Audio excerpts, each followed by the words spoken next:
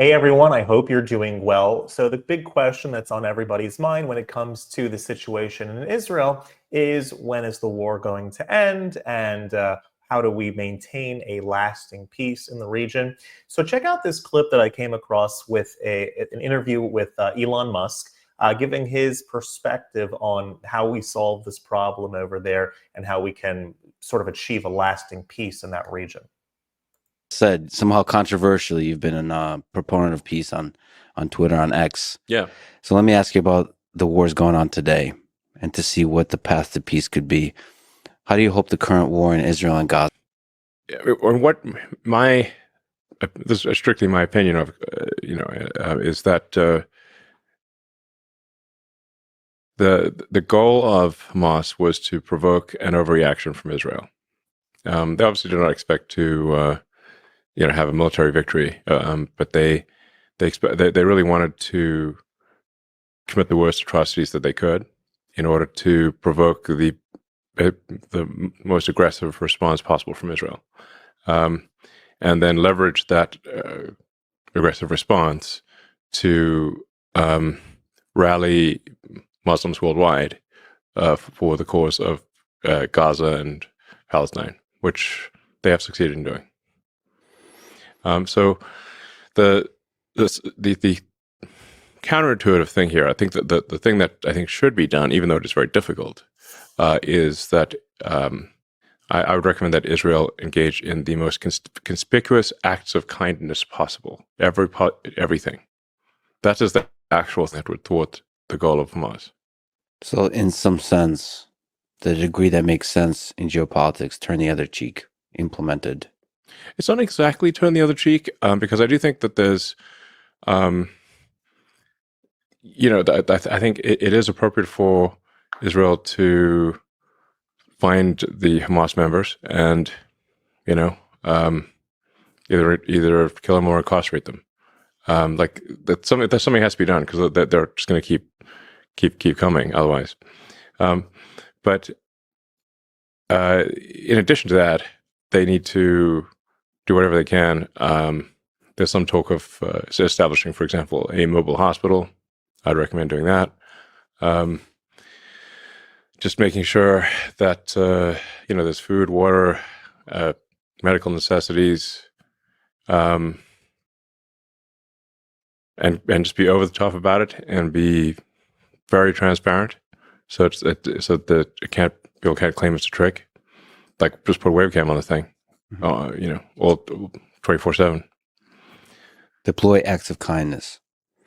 Yeah, conspicuous acts of kindness that are unequivocal, meaning they can't be somehow, because Hamas will then their response will be, "Oh, it's a trick." Therefore, you have to counter how is it not a trick. This ultimately fights the broader force of hatred in the region. Yes. And I'm not sure who said it. It's an apocryphal saying, but an eye for an eye makes everyone blind. Now that neck of the woods, they really believe in the whole eye for an eye thing. But I mean, you really have, if you're not going to just outright commit genocide, like against an entire people, which obviously would not be acceptable to really shouldn't be acceptable to anyone, then you're going to leave basically a lot of people alive who subsequently, hate Israel. So really the question is like, how, for every Hamas member that you kill, how many did you create? Mm-hmm. And if you create more than you killed, you've not succeeded. That's the real situation there. And it's safe to say that if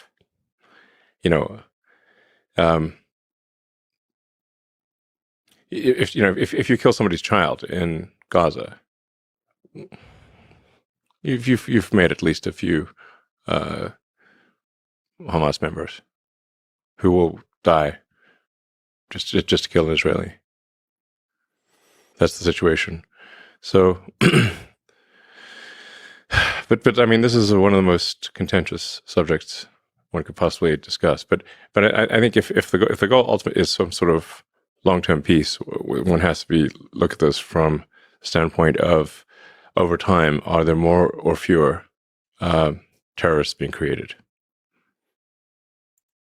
So I get where he's coming from. The math doesn't really add up in the sense that you can't say, well, we're not going to take care of the problem, because if we do take care of the problem and if innocents are hurt in the process, well, then anyone who's connected with those innocents is going to have more hatred. It doesn't really add up, because then you're kind of confined. You can't do anything.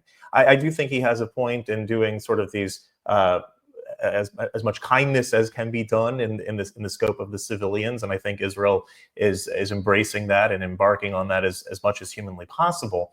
However, being so concerned about how many more are going to be created, I'm not sure that adds up in being able to accomplish the mission, which is to eradicate Hamas and to put a new sort of government and culture into Gaza and into that region.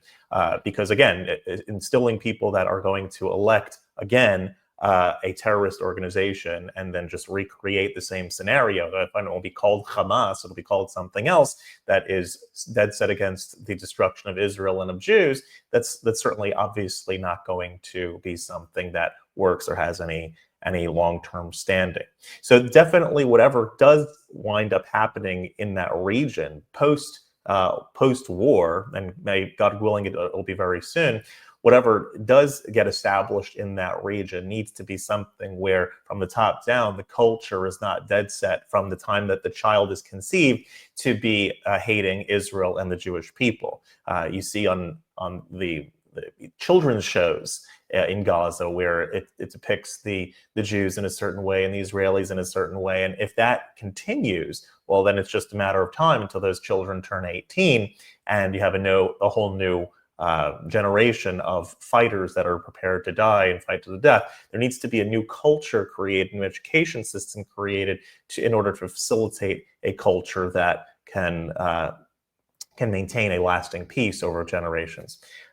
Just a few thoughts on Elon Musk's thoughts, and would love to hear your thoughts as well. And you can put those in the comments. And if you like this content overall, I highly suggest the subscribe button over there in the corner, and would love to stay in touch. Have a wonderful day, everybody, and we will talk soon. Take care.